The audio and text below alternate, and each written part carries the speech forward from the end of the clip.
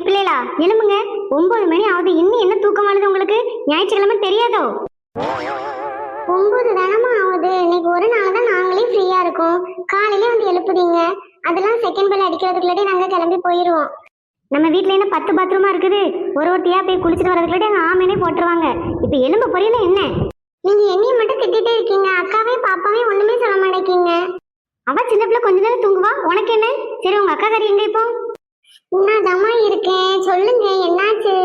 என்னது என்னாச்சா? இன்னைக்கு ஞாயிற்றுக்கிழமைன்னு உனக்கு தெரியாதோ? ஆளுதான் வளர்ந்துருக்கா, மண்டையில ஒரு கூறு இல்ல. எதுக்குமா எப்ப பார்த்தாலும் திட்டிட்டே இருக்கீங்க? அப்புறம் சும்மாவே 3 பொட்ட பிள்ளைல வச்சிருக்கா, 3 பொட்ட பிள்ளைல வச்சிருக்கான்ட்டு அவ்வளவு பேர் என்னை பார்த்து சிரிக்கல. அந்த சிரிக்கிறதுக்கு தகுந்தாலும் நீங்களும் நடந்துட்டு இருக்கீங்க. சிரிக்கிறவங்க சிரிச்சுட்டு போட்டோமா, அதுல உனக்கு என்ன பிரச்சனை? அதானா உங்களுக்கு என்ன பிரச்சனை அதுல?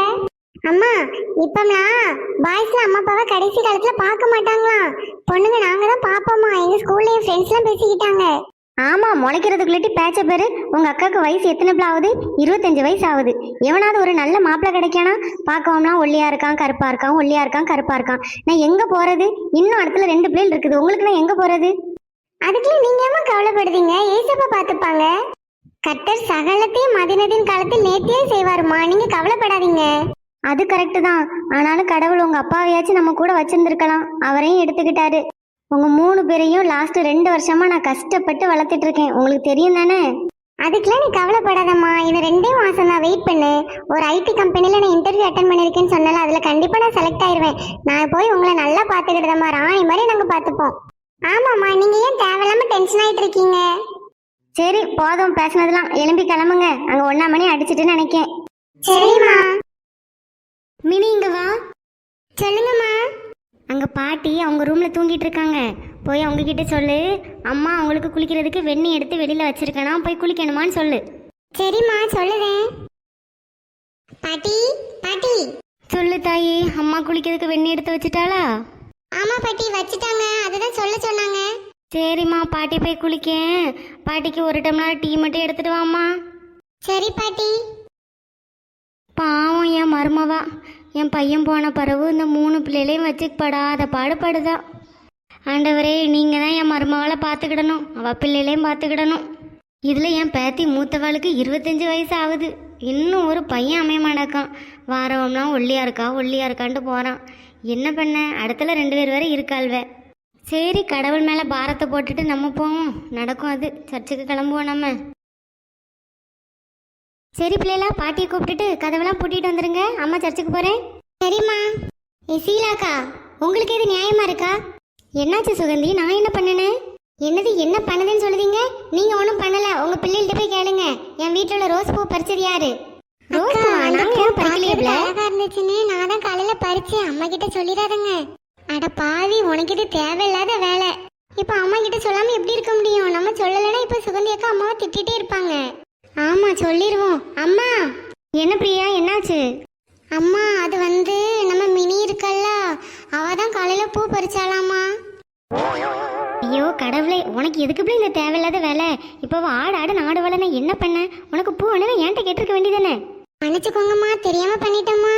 என்ன சீலாக்கா, இப்ப தெரியுதா பூ யாரு பறிச்சாங்கன்னு? என் வீட்டில் உள்ள பூவை நீங்க எப்படி பறிக்கலாம்? சின்ன பிள்ளை தெரியாம பறிச்சிருக்கும். அதுக்கு எதுக்கு இப்ப இப்படி கத்திட்டு இருக்கா? ஒரு பூல என்ன ஆயிர போகுது? என்னது ஒரு பூவா 2 பூவா? அந்த செடிக்கு நான் எங்க இருந்தெல்லாம் மண்ணு கொண்டு வந்திருக்கேன் தெரியுமா? தண்ணி குடிக்கணும் இல்லையோ, அந்த செடிக்கு தவறாம 3 நேரம் தண்ணி ஊற்றி முட்டை சாப்பிட்டுட்டு பாதி முட்டையோட தோடெல்லாம் போட்டிருக்கேன். அப்படி அழகா பூ இந்த நேரத்தில் நான் ஞாயிற்றுக்கிழமை சர்ச்சுக்கு வச்சுட்டு போகலான்னு வேற நினைச்சிருந்தேன். இப்படி பறிச்சுட்டு போயிட்டால பூவை. ஏம்மா தாயை மன்னிச்சுக்கம்மா, என் மாவா தெரியாம பறிச்சுட்டா. நான் வேணா நாளைக்கு திருநெல்வேலி ஜங்ஷன்ல போய் உனக்கு ஃப்ரெஷ்ஷாக பூ வாங்கி தரேன். எனக்கு அடுத்தவன் வீட்டில் உள்ள பூலாம் தேவையில்லை. எனக்கு என் வீட்டில் உள்ள பூ தான் எனக்கு வேணும். என்ன ரொம்ப பேசிட்டு இருக்கா? தெரியாம ஒரு சின்ன பிள்ளை பறிச்சுட்டான்னு சொல்லுது. உனக்கு இது கூட பொறுமை கிடையாதோ? தப்பு பண்ணினது நீங்க. இப்படி சத்தம் போட்டு எல்லாம் சரியாயிருமோ? ஒழுங்கா என் பூவை கொண்டு வந்து தாங்க. குடுப்பில இருந்து பூவை அவ மோரல் எதுக்கு எரிஞ்சிரும். அம்மா, அது வந்து என்னது? அது வந்து பூ எங்க? அம்மா, அந்த பூ வந்து சாப்பிட்றதுக்கு நல்லா இருந்ததுன்னு நான் முழு பூவை சாப்பிட்டுட்டேம்மா. என் வயிற்றுக்குள்ளதான் அந்த பூ இருக்கு. ஐயோ படுப்பாவி, என் பூவை தின்னுட்டால. நான் தலையில வச்சு அழகு பார்க்கணும்னு நினைச்சேனே. ஞாயிற்றுக்கிழமை சர்ச்சுக்கு நிம்மதியா போன நினைக்கும் போதுதான் இப்படிலாம் எல்லாரும் உயிரை போட்டு வாங்குதல்வே. இனிமே என் வீட்டு பக்கம் வா, உன் காலை உரிச்சு எடுத்துருதே. என்னது காலை உரிப்பியா? இந்த சின்ன பிள்ளை தெரியாம பண்ண தப்புக்கு இப்படி துள்ளு துள்ளுன்னு சொல்லிட்டு இருக்கா. ஆமா, உங்க வீட்டு பூவை பறிச்சு பார்த்தது உங்களுக்கு தெரியும்.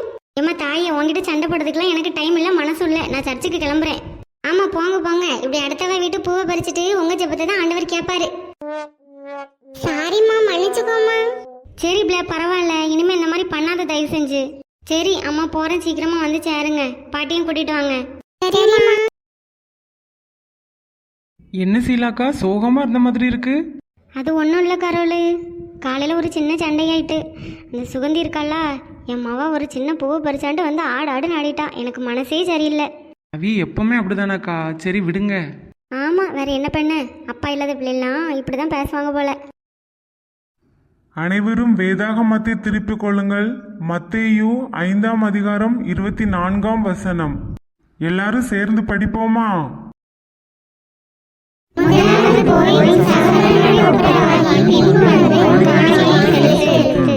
ஐயோ, இன்னைக்குள்ள வசனம் நமக்கே சொன்ன மாதிரி இருக்கு. காலையில சர்ச்சுக்கு வர்றதுக்கு முன்னாடி தேவையில்லாம சண்டை போட்டுட்டோமோ. பேசாம ஒரு மன்னிப்பு கேட்டுடலாமா? நான் இப்போ மன்னிப்பு கேட்டா ஓர சீன் போடுவாள. என்ன பண்ண? சரி பரவாயில்ல, நினைச்சா நினைச்சிட்டு போட்டோம். தப்பு நம்ம மேலதான். மன்னிப்பு கேட்கறதுல தப்பு இல்லை.